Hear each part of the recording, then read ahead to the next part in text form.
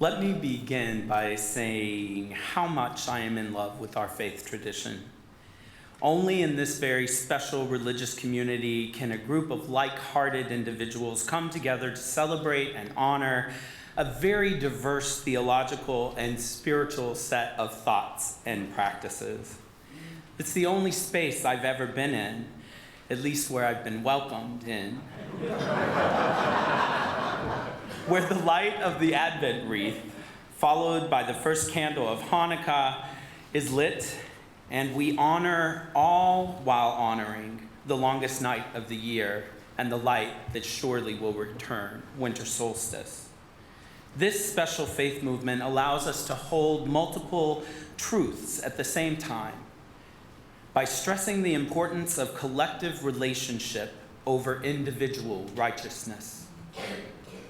I personally love referring to our religion as a faith movement because it reminds me that it's our tradition where we are free to experience and acknowledge the holy as it works in us, between us, and through us to move this world toward greater goodness or wholeness. Each movement acting to bring about the much discussed heaven on earth. I wasn't always a UU, as many of you know, and in my early Christian upbringing, I was taught from the Christian scriptures that faith is the substance of things hoped for, the evidence of things not seen. I remember sitting in awe of my parents and grandparents who worked so hard to provide everything that I had as a child growing up. It was, in fact, an amazing and still is extended family that I was raised into. Growing up, I knew that we had very little means. I knew this because of the annual anxiety that the new school year brought around when we weren't sure if we were going to have enough money for new shoes or new school clothes. Often my mother or my grandmother would meet this anxiety with prayer and words that insisted that God will provide all we needed. This kind of unyielding faith was an important survival mechanism for my family and still is for many of them today. As I moved out of limited financial means, my perspectives changed. Financial security ultimately provided me the privilege to ignore my upbringing, and I came to reject the view that some external force would be ready to intervene to make a way out of no way for me. For some time, I even openly mocked this level of belief and categorized those believers as ignorant and lacking in fact or logic. Maybe this sounds familiar to you. Maybe it's the way you felt last year or last month, or maybe it's how you're feeling right now in this room. But I want to tell you a story of how things changed for me. It was 1997, which really doesn't feel like that long ago, but it is a long time ago, as my 20-something niece reminds me. I had been working as a database administrator and clinical research analyst for the AIDS Malignancy Consortium attached to the University of Alabama at Birmingham. My supervisor was a very abusive verbally and increasingly became incredibly demeaning. In fact, there were too many days where, in my 6-month employment there, that ended in tears of embarrassment and hurt from being publicly ridiculed in the office while my coworkers looked on and listened in horror. This was my first job out of graduate school, though, and I was just so grateful to be employed, even at a horrible institution with an awful administrator, and not to mention the annual salary that kept me well into poverty level. I was living in a low-income housing complex in a studio apartment with a Murphy bed. For those of you who don't know what that is, it pulls out of the wall, instantly turning my living room into a bedroom in one motion. My only real friends at the time were arguably the enormous flying Alabama cockroaches that seemed to intervene and help me prepare every meal in my kitchen, whether I asked for that help or not. I couldn't really afford a car payment, so I bought myself a mountain bike, something I should probably do now again. And I rode it 10 miles one way every day, rain or shine. One day, I had an awful time at work. It was particularly bad. And after coming home, I broke down into a deep lamenting cry in the middle of my studio, cursing God, cursing myself, and cursing my situation. I was frustrated and alone. It was probably one of the most difficult life moments where everything seemed so bleak and so heavy. My heart was overwhelmed by feelings of worthlessness and self-doubt. I wasn't really happy with my full queer self yet and was feeling the isolation and emptiness of the gay closet. Then something strange happened.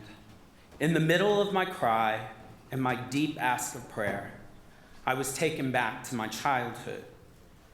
Remembering the similar financial stresses of my parents and grandparents, and I specifically remember my grandmother and grandfather one night talking to one another. They were comforting each other in the middle of their financial grief, reminding each other that weeping may endure for the night, but joy comes in the morning light.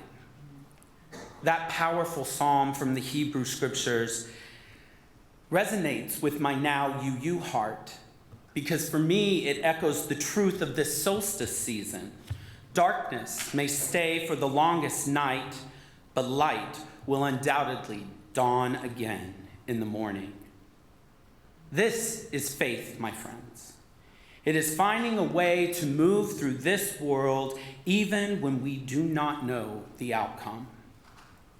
In the Hanukkah story, we can see this kind of faith in action. The Maccabees had driven out the Syrian Greeks from the temple, and under Greek rule, as we heard, the statue of Zeus had been erected, the altar had been used to sacrifice pigs. All of these things, according to Jewish law, defiled the temple, and it was in need of rededication and sanctification. We often hear mostly about the miracle that the special oil used in the rededication of the temple was only enough to burn for one night, but miraculously lasted for the 8. While the miracle of this story is lovely, I'm far more touched by the representation of human faith in action that this story conveys to me. For me, the importance of lighting a new candle every night underscores how the faith of people rededicating the temple increased each night as the oil became less and less available. There must have been tension in that temple, worry like my grandparents had, feelings of hopelessness that perhaps the oil would run out and the temple would remain defiled. To me, this is a story that demonstrates that hope can be held in our hearts even when hope is so hard to find. It stresses the importance of taking that leap of faith which opens our hearts up to the possible, even in the face of the impossible.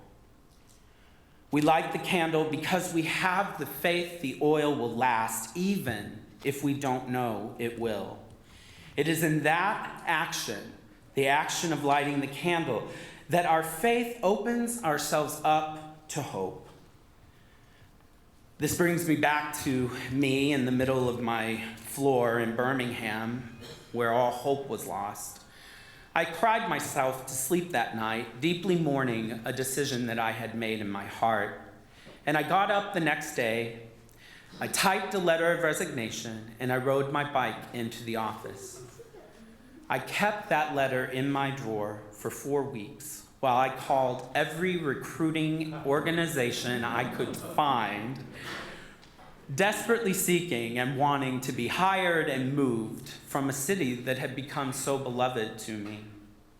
I manifested my grandparents' trust that weeping may endure for the night, but joy will come in the morning, every morning for that mournful month, waiting for another new job to appear.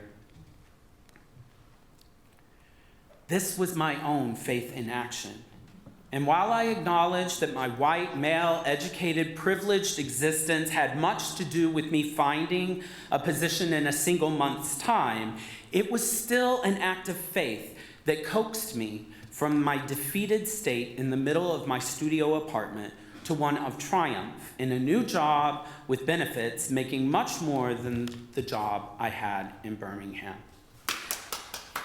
Oh, amen to that. I think this is a great example of how faith isn't a thing that you can just believe or wish, but rather it's an intentional act of believing that things are on their way towards healing, and our intentional movement, however small, toward that healing. I used to think I was the only one who ever felt worthless, and only one who ever felt deep angst or pain. I was the only one struggling to pay their bills. I know nobody can relate to that. It was just me. Wondering where dinner was going to be, if at all. But I know better now. I know that these are human struggles for all of us. Many of us in this room, or those watching online, probably can relate to those fears. So I'm going to invite you to turn to your neighbor right now and ask them, in what do you have faith this morning? Go ahead. I know it's not normal for you Unitarian Universalists. We're going to give it a go.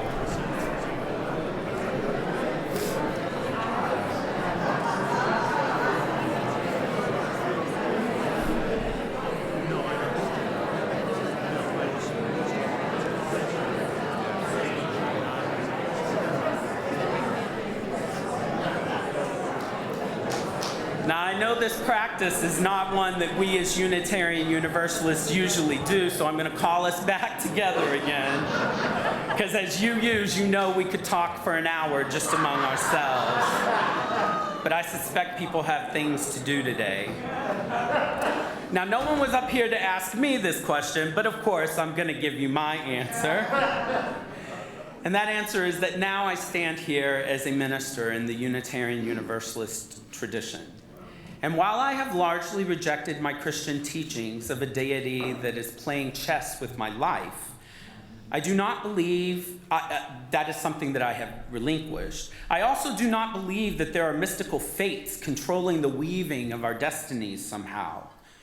And no, in fact, if there are fates, if there is a deity beyond us, then all of those things are much bigger than anything my feeble mind could imagine. If there is a God, then it moves in us, through us, and among us, weaving with us the tapestry of this one precious life. See, my faith is in this God, the God of our relationships. My faith is in the God of community building, present when our congregation members show up to social witness opportunities. My faith is in the God of love that moved us to welcome and protect an asylum seeker into this congregation. My faith is in the power of collective intention, strategy, and action that votes to hold an immoral leader accountable through impeachment, even when the ultimate outcome is not known, and you can clap for that. If you want. So ultimately, my faith lies in all of us and what we might be able to do together to move this world toward greater healing. Faith in this kind of God, the God of humanity, is what allowed those in our story for all ages to fear not the darkness of the church, but to rather rely on their faith in their own community to bring the light together to shine. I can only imagine that there were those in the temple during the 8 days of that first Hanukkah who weren't happy with the decision to just wait and have faith that the oil would somehow last. There must have been naysayers there who wanted to make more special oil before rededicating the temple just to make sure there was enough. While we can see in the story that people had faith, there was also intense action happening there. Some people were tending to the children, I'm sure. Some were tending to the ritual itself. I can only imagine. And yet, I'm sure others were debating the merits of waiting or starting over. Some were tired of one another. Others were arguing about how or why they should proceed. Everyone knew the outcome was not certain. So my ask of us today is that if we find a way, that we must find a way to connect to our light and have faith in each other, even when it's difficult, even when we disagree, even when we are angry with one another, even when we are tired of one another. Faith is, after all, believing we are collectively moving toward wholeness, even when we don't know the outcome. Let me say how much I love this faith tradition.